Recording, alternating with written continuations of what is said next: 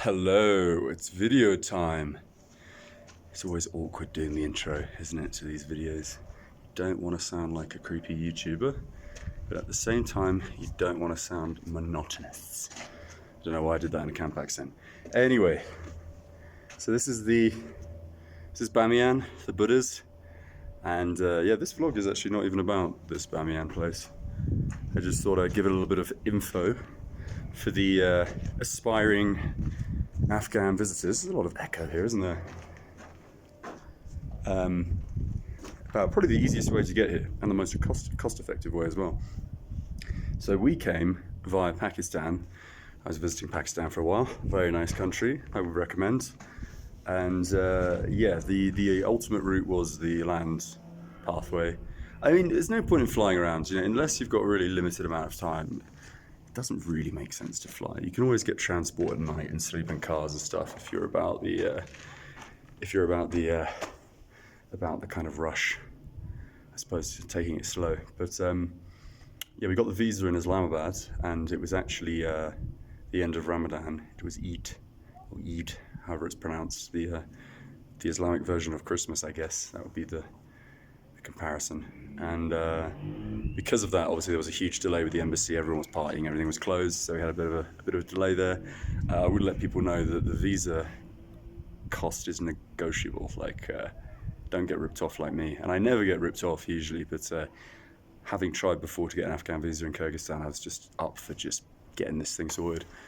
And I called them up and they said $80. And bearing in mind there's a consulate in Peshawar, which is around the border as well, so you might be able to do this there, though we did it at the main embassy in Islamabad, which I think is one of the biggest embassies Afghanistan has in the world. That would logically be the case. And so I did the application and everything, and then I didn't need an express at this point.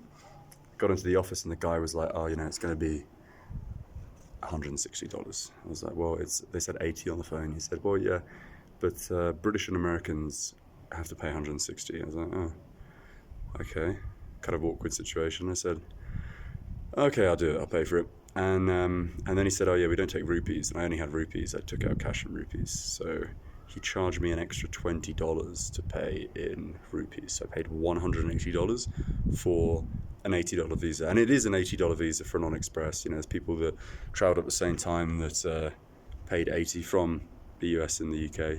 That's not an actual rule. That's just a method by which to pocket some extra capital. And my friend from Japan paid the 130, but a next day express, so it was 80 plus 50. Just to let you know, you need to negotiate that. And then we took the Daewoo bus. That's probably one of your best options. We've got a big website. It's one of the nicer coach companies in Pakistan. Daewoo directly to Peshawar. Then there's a place you can stay which is relatively cheap. It's Crown Peshawar Guest House, which was like 15 English pounds a night with breakfast. And then we got so this is the interesting bit for those aspiring to do this trip.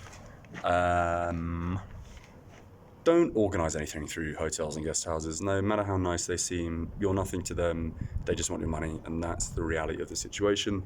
They might seem really friendly and helpful, but at the end of the day, they're more than often, not always, but they're just going to try and screw you. You're an income for them. Remember, it's a business.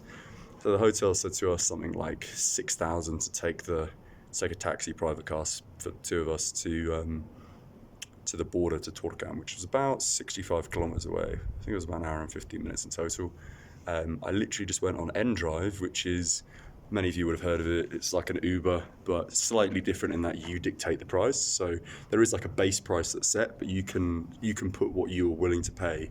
And it's usually for inner city rides, but you can just essentially put it anywhere you want in the country. If someone's willing to drive you there, it is possible.